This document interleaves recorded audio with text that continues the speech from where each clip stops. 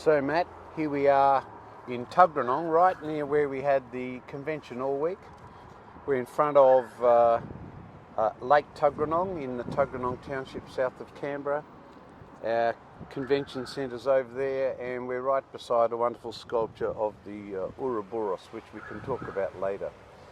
But let's pick up where we left off from the airport. So what were we talking about? I think we'd just started talking about ethics and memes. So Is that right? Yeah. Yeah. But we were talking about poetics for Yes. a while, so all that can't be measured. And then for some reason it came up, the responsibility of being ethical in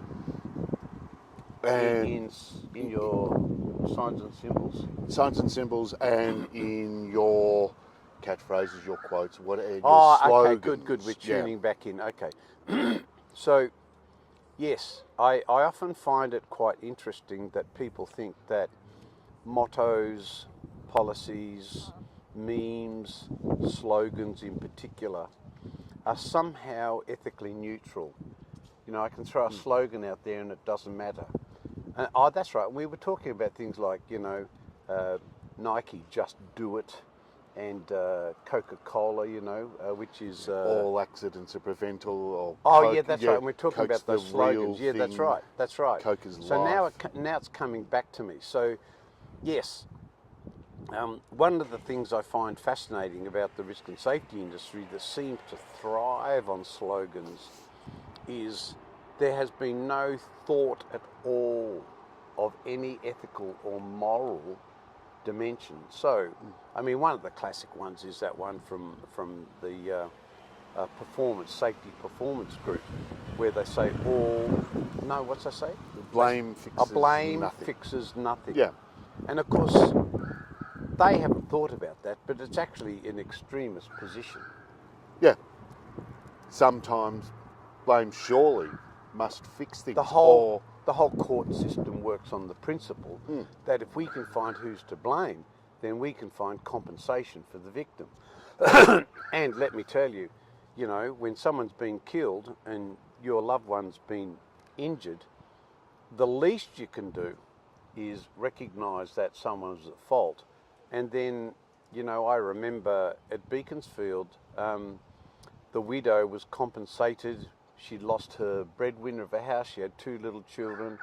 And although the payout of $2 million doesn't bring your husband back, it was wonderful for her to think, I don't have to worry about money for the rest of my life, even though the mine was responsible for that fatality.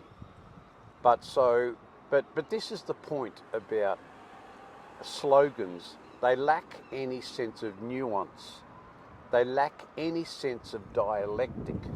They lack any sense of movement within the slogan. And that's no different than safety is a choice you make, or all accidents are preventable. There's no movement in any of it once the slogan's out.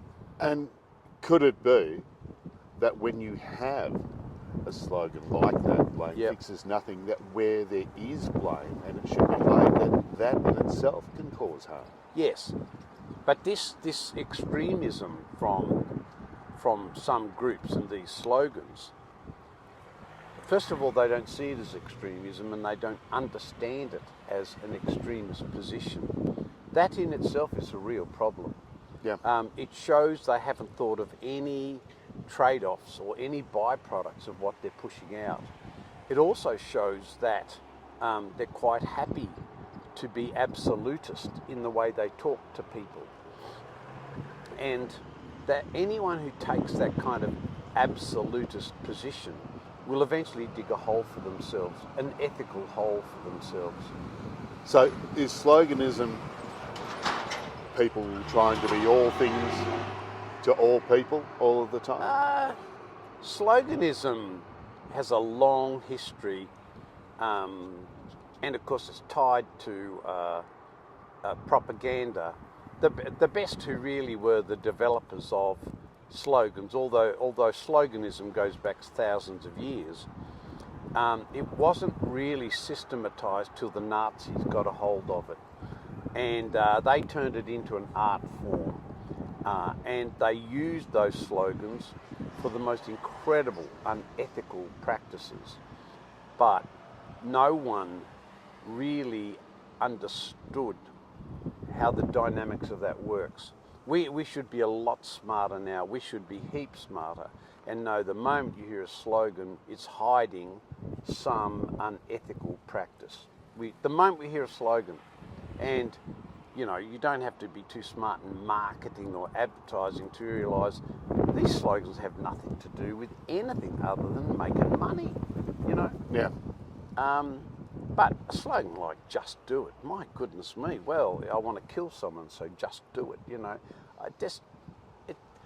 It also is tied to this idea that people don't have any sense that language within itself connects to the unconscious and creates a whole range of hidden messages that are intentionally hidden by the slogan.